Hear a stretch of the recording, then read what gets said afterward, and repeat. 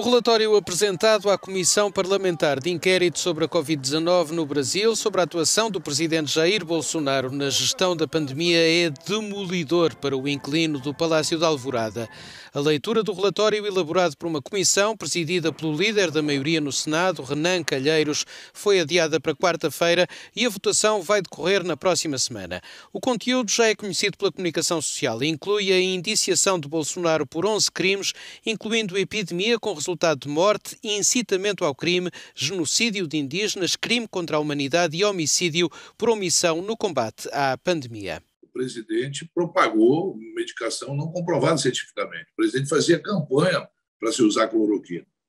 O presidente era contra o uso de máscara. O presidente era a favor da aglomeração. O presidente era contra fique em casa. Como não? Cometeu vários. E, além dele, os seus bajuladores de plantão também. Além do presidente, também 3 filhos, Carlos, Eduardo e Flávio, tal como vários ministros e ex-ministros, estão indiciados por terem montado uma estrutura paralela com o intuito de favorecer a disseminação da Covid-19. Já o Plano de Saúde Prevent Sénior, em coordenação com o Governo, terá pressionado médicos a prescrever medicamentos comprovadamente ineficazes e a modificar as informações sobre causa de morte de pacientes. Pode ser um escândalo muito grande o que fizeram com relação às vacinas ou a outras questões que apareceram na CPI. Mas o que aconteceu na Prevent Senior, ao meu ver, é o mais pavoroso porque eu desconheço história parecida desde a Segunda Guerra Mundial. O Governo e a Prevent Sénior são acusados de usar os doentes como cobaias. O Executivo terá ainda deliberadamente atrasado a compra de vacinas e montado um gabinete para a propagação de notícias falsas sobre a pandemia. Mais de 600 mil pessoas morreram já no Brasil vítimas de Covid.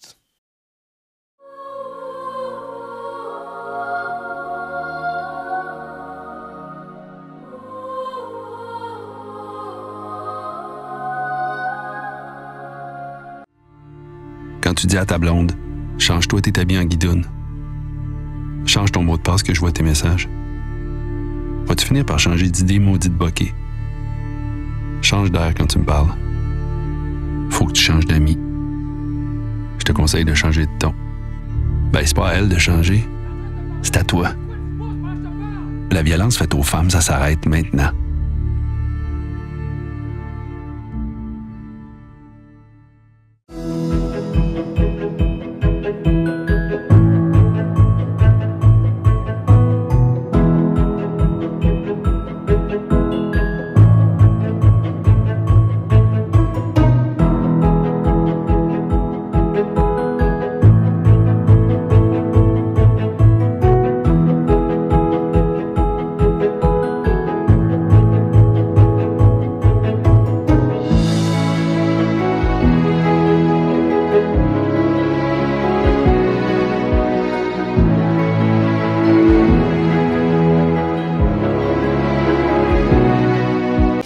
Equipe Olívia Paiva e boa imagem da Remax do Cartier.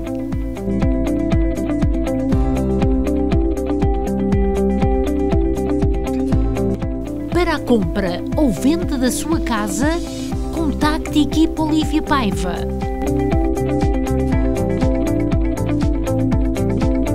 Equipe Olívia Paiva, há 30 anos a bem servir. Intermarché Universal, há 50 anos no centro da comunidade.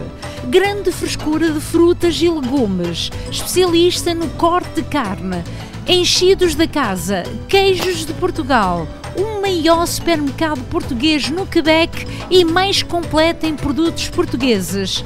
Intermarché Universal, ao serviço dos portugueses desde 1968, situado na Montreal e Canto com Colonial.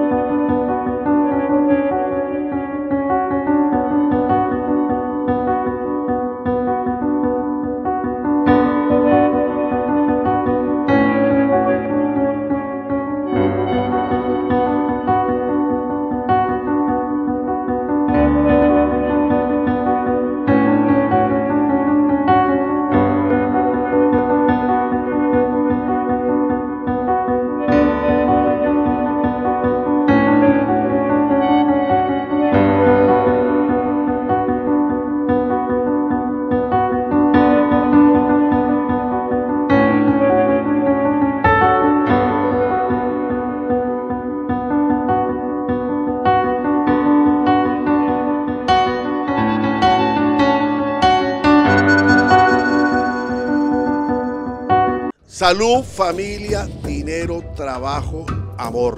5 gracias que la vida nos dá e que se nos pode perder. O grande xamã ajudar-te-á a combater a inveja, maldade e as graças que acontecem por culpa de terceiros.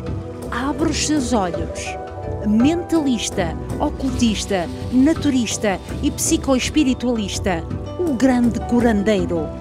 Venga a consultar-me, eu sou o chamán del amor. Chora Design. É o mundo das flores. Chora está de novo a decorar salas para casamentos, festas corporativas, comunhões e batizados. Faça uma consulta para fazer do seu dia um momento único. Chora Design. 514-503-9171.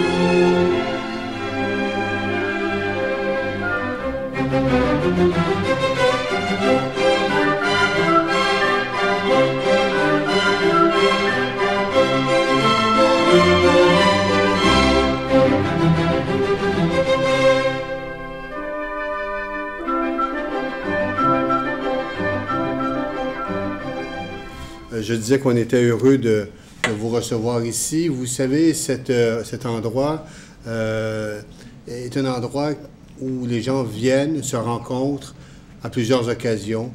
Il y a plusieurs centaines de personnes qui, durant l'exposition, vont se déplacer, vont être ici. Ne serait-ce que parce que c'est un endroit où on fait des lancements, c'est un endroit où on souligne une thèse qui est bien soutenue, c'est un endroit où on a toutes sortes d'occasions pour se rencontrer. Et donc, c'est l'environnement que les personnes qui viendront auront. C'est une espèce d'environnement fortuit pour les personnes parce qu'ils ne viendront pas nécessairement pour voir l'exposition, mais ils vont être immergés dans cette exposition à l'occasion, effectivement, de leur déplacement. Il vient, je pense, à la fois résumer, mais en même temps conclure un investissement particulièrement important de notre collègue Luis, qui s'est investi beaucoup dans cette chaire en culture portugaise.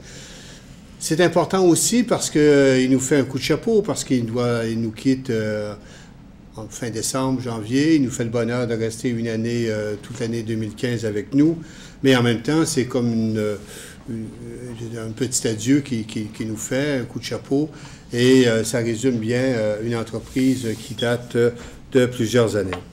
On a, avec cette exposition, voulu conjuguer deux volets, qui est un volet plutôt d'expérience de la Joyeuse, c'est-à-dire un volet où on essaie par les vidéos, de reproduire des fois à grandeur nature ce qu'est cet art, mais en même temps, c'est un art savant comme un art populaire.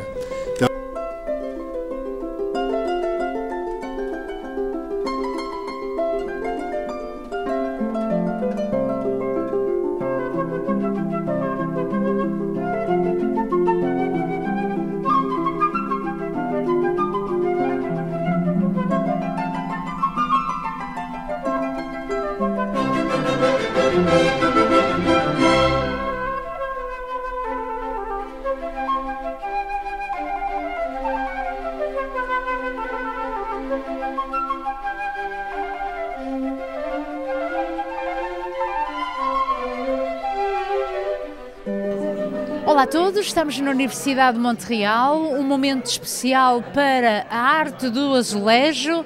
E quem é que pensa nisto? O professor Luís Moura Sobral, que chamou o público e quis demonstrar o seu talento, que é a Cátedra da Língua Portuguesa, que tem trabalhado fortemente para que haja então um rasto do português aqui nesta universidade e não só também no mundo canadiano. Exato, exato. De facto, pronto, aqui há uns anos, em 2008, fundámos esta cátedra, a Cátedra de Cultura Portuguesa, a Cátedra de Cultura Portuguesa, para se ocupar a nível académico, a nível da investigação e a nível de difusão também, de vulgarização, digamos, de alguns aspectos da arte portuguesa, sobretudo da arte portuguesa, mas a arte portuguesa inserida na cultura portuguesa, na cultura. E, portanto, em comparação também com outras áreas culturais semelhantes, ou seja, portanto, a Península Ibérica, a América Latina.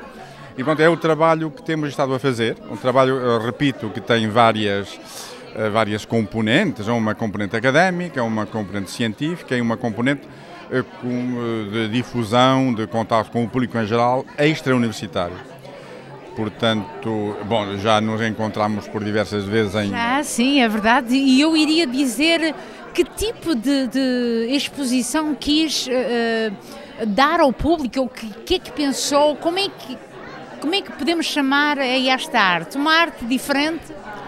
A arte do azulejo. Pronto, a arte do azulejo, como tenho a impressão que todos os portugueses sabem, não é? Pronto, é uma arte tradicional portuguesa que existe em Portugal desde os começos do século XVI, ou seja, revestimento parietal em azulejos, portanto, faça em Portugal desde os começos do século XVI e nunca deixou de se fazer. Portanto, e curiosamente, por razões que provavelmente não estão totalmente explicadas, pronto, o público português, os portugueses, desenvolveu um interesse tão grande por por esta arte tradicional, que pronto, que o Portugal e o mundo lusitano, digamos assim, tornou-se como é que é dizer, o repositório mais importante de azulejos em todo o mundo. Apesar de haver azulejos em toda a parte, No mundo, portanto, islâmico há imensos, mas este tipo de azulejos que nós temos em Portugal e a quantidade de azulejos, sobretudo desenvolvida a partir do século XVIII, e a qualidade e a importância que os azulejos tiveram na decoração de todo o tipo de edifícios, tanto religiosos como civis, e mesmo fora dos edifícios, em jardins. Ora bem, assume uma dimensão tal que é um fenómeno que se tornou tipicamente português. Ou seja, eu tenho a impressão que neste momento o público que viaja sabe perfeitamente que os azulejos são portugueses, quer dizer, são portugueses. Portanto, identifica-se mais ou menos a cultura monumental visual portuguesa com os azulejos, não é? Quer dizer, aqui em Montreal também há azulejos portugueses em lugares públicos, não é? E portanto, isso está identificado como... Quer dizer que é um amor contínuo. É um amor contínuo, é antigo, um amor contínuo, interesse, e pronto, e que é multifacetado, evidentemente, este amor. Nós poderíamos dizer que é multifacetado é o senhor que foi o pai da cátedra, que nasceu em que ano? Em 2008. Em 2008 foi a cátedra fundou-se, pronto, fundou-se em 2008 e depois teve uma quantidade de atividades, sobretudo académicas e científicas, ou seja, há alunos de doutoramento que tiveram bolsas através da cátedra. Não houve muitos, mas enfim, porque porque não há grande interesse pela arte portuguesa, infelizmente, como há por outras manifestações artísticas, mas enfim, as bolsas estão lá, ainda há bolsas que nós gostaríamos muito de poder dar a alunos de doutoramento, por exemplo, que se interessem pela arte portuguesa e que queiram fazer teses, que queiram fazer especializações sobre isso. E, portanto, há esse tipo de atividades, mas atividades também como esta, que no fundo isto é um projeto que tem uma componente científica, mas não só. Científica no sentido em que vai explorar certos aspectos da arte do azulejo que talvez não tenham sido muito estudados ou com muita atenção. Mas pronto, como é uma exposição virada para o público, tem esta componente de atividade pública, não é? Atividade pública e, portanto, não fica confinada à universidade. Por exemplo, aliás, gostaríamos muito que o público, a comunidade portuguesa, viesse aqui ver a exposição. Isso mesmo que eu iria perguntar, é que o público tem vindo perceber a riqueza ou tem vindo a acompanhar este trabalho que tem sido desenvolvido por si? Sim, tem vindo a acompanhar, claro, mas relativamente de maneira modesta, ou seja, há sempre membros da comunidade que vêm, elementos da comunidade que vêm às conferências, que vêm aos concertos que nós organizamos, etc. Mas pronto, provavelmente porque está na universidade, porque não é fácil chegar aqui à universidade, não tem havido um grande interesse. E, no entanto, estas atividades estão sempre dirigidas também à comunidade portuguesa. Nós anunciamos sempre, e os jornais portugueses de Montreal respondem muitíssimo bem, tenho de dizer, e os outros órgãos de comunicação social anunciam os acontecimentos, mas pronto, enfim, por alguma razão as pessoas estão ocupadas, têm as suas ocupações, portanto podem provavelmente vir com menos frequência, mas enfim, são todos bem-vindos, e não só isso, mas eu estou disposto se houver grupos de pessoas estar aqui para recebê-los e fazer visitas comentadas ou responder a perguntas, com todo o gosto. Que é isso que é possível, porque sabemos que em futuros próximos o senhor não vai ter essa dedicação como desejaria, porque se calhar vai ter um outro rumo na vida. E como é que irá ficar a cátedra? Será que vai ficar em boas mãos, bem entregue? Não é uma preocupação para o seu trabalho que foi feito até agora? Bom, quer dizer, eu vou-me reformar dentro de umas quantas semanas. Pronto, eu reformo a partir do dia do 1º de janeiro, mas vou continuar ligado à cátedra, porque vou ficar durante um ano, ainda vou ficar responsável pela cátedra. E depois, o meu departamento está muito interessado em continuar com este trabalho, porque, enfim, como a diretora do departamento disse. Pronto, eu abri áreas aqui na universidade, em História da Arte, e pronto, provavelmente também no meio universitário canadiano e norte-americano também, ou seja, este interesse pela cultura, pela arte ibérica, ibero-americana, evidentemente que não, longe disso, não sou eu o único a interessar-se por isso, longe disso, mas no Canadá foi provavelmente um dos primeiros a fazê-lo. Pronto, isso abriu, agora é uma área de trabalho e de estudos que interessa muitíssimo, sobretudo as universidades norte-americanas, e, portanto, nós no departamento, aqui, os meus colegas que vão ficar, eles estão interessados em dar continuidade a isto. E, portanto, a cátedra vai provavelmente continuar, eu espero que sim, e tudo indica para que, de facto, a coisa continue. Evidentemente que uma cátedra funciona com fundos do exterior da universidade, e isso é fundamental. Quer dizer, não é a universidade que financia a cátedra. Os fundos têm de vir do exterior da universidade. E, portanto, mas enfim, pronto, até agora o Instituto de Camões tem apoiado a cátedra, sempre desde o começo, continua a apoiar, e esperemos que continue a apoiar a cátedra e que entretanto, se vão buscar outros apoios financeiros também para que a cátedra não só continue, mas como desenvolva as suas atividades. Enfim, isso é um objetivo, provavelmente ideal, mas enfim, é um objetivo, acho que perfeitamente realista. Antes de partir, gostaríamos de salientar o seguinte, que o Festival Portugal Internacional de Montreal teve sempre a ideia de lhe entregar em suas mãos uma pequena homenagem que foi feita aos condecorados pelo governo português, e o senhor aqui tem também o seu objeto que foi pensado no fundo de lhe agraciar também, porque é uma continuação do que foi feito em Portugal, por isso mesmo aqui está um miminho da organização do festival. Muito obrigado, eu não tinha visto.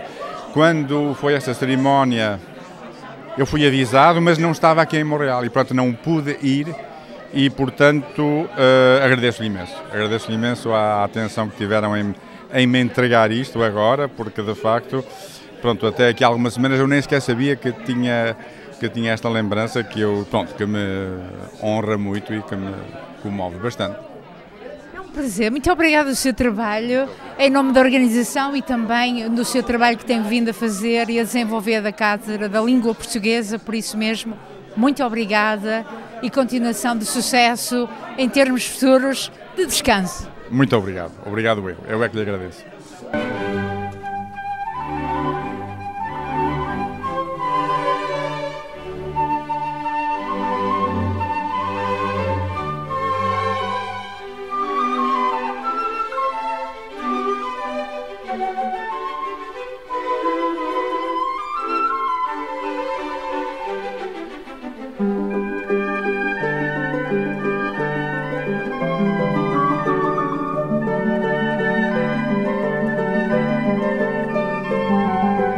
Como foi dito, a presença do professor Carlos Calado também é essencial para que os azulejos continuem a bom ritmo aqui nesta universidade. Eu sei que tem uma função muito rica e dá uma grande preparação a alunos para que eles continuem a saber a arte do azulejo. Boa noite, obrigado por esta oportunidade. Para ser mais claro, esta colaboração que eu dei aqui nesta exposição foi mais uma colaboração para o Luís de Moura Sobral. Portanto, para o professor Luís de Moura Sobral, ele ao momento falou-me se eu poderia fazer uma parte pedagógica do azulejo, material didático, e depois foram os painéis que estão aqui, a parte da cúpula e o fundo que está daquele lado. Foi apenas uma pequena colaboração, porque a exposição e o conceito da exposição pertence efetivamente ao professor Luís de Moura Sobral. Da minha parte, foi apenas uma pequena colaboração. Claro que no meio artístico do Quebec, eu trabalho nos ateliês, ensinando técnicas que estão em vias de desaparecimento, técnicas que vêm do século XII, século XV, século XVIII, todas as técnicas da impressão, que é um processo de criação a nível artístico. E o azulejo também se integra nesse processo, também faz parte desse processo. E claro que temos aqui alguns onde eu emprego as técnicas da impressão no azulejo. Por isso é que eu fui convidado para dar esta ajuda. Que grande ajuda, é uma arte que já tem há muitos anos e ensina a arte do azulejo. Há muitos alunos interessados ainda por esta que é uma grande riqueza e que é nobre. Claro que é bom. Nós já nos tínhamos visto num curso que foi dado para os lados de Trois-Rivières, não foi? Faz parte do mundo artístico.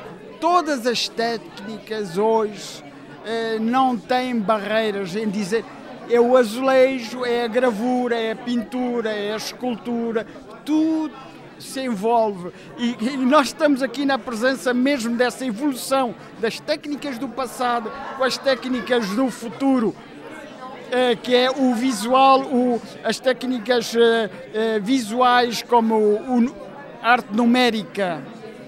Portanto, estamos a fazer esse grande, é uma ponte entre o passado e o futuro. Portanto, é essa a minha preocupação de hoje e que realmente aqui ela está bem demonstrada. Estamos a ver projeção, diapositivos, que é o multimédia, no fundo é o multimédia utilizando a cerâmica. É muito raro hoje, a nível universitário, temos uma cadeira de cerâmica exclusivamente. Trabalha-se muito mais o conceito. E no conceito, claro que aparece a gravura, a pintura, a escultura, e não sabemos em que ponto é que se pode dizer uma exposição de escultura, uma exposição de cerâmica. Aqui é a história da cerâmica, do barroco, como especialista que é o professor Luís de Moura Sobral, mas estamos a ver que há uma preocupação também e a utilização das novas técnicas. Pronto. Será então que vai continuar a ter tempo para poder dedicar-se a esta que é um bocadinho do seu princípio, porque isto faz parte dos nossos antepassados, faz parte do século XVII e XVIII que foi aqui demonstrado, e continuar a levar essa técnica é no fundo também tentar descobri-la numa fase contínua. Sim, claro, é como tudo. Para se chegar a um certo nível, temos que primeiro passar por todos os degraus, não é? E claro que na arte também é importante sabermos de onde é que se vem. É uma grande honra, é um grande prestígio para a cultura portuguesa de apresentar-se esta exposição que é de grande qualidade aqui na Universidade de Montreal. E tudo isso se realiza graças, efetivamente, a uma grande personalidade que é Luís de Moura Sobral, que a quem eu estou muito reconhecido de poder ter como amigo, tanto mais que ele é um especialista também da história da gravura. Portanto, tudo isso conjugou para que nós este resultado. Exatamente, depois desde há alguns anos que nós nos conhecemos, e é claro que fazemos uma boa equipa. Ainda bem. Muito obrigada pela sua implicação. Obrigado, El.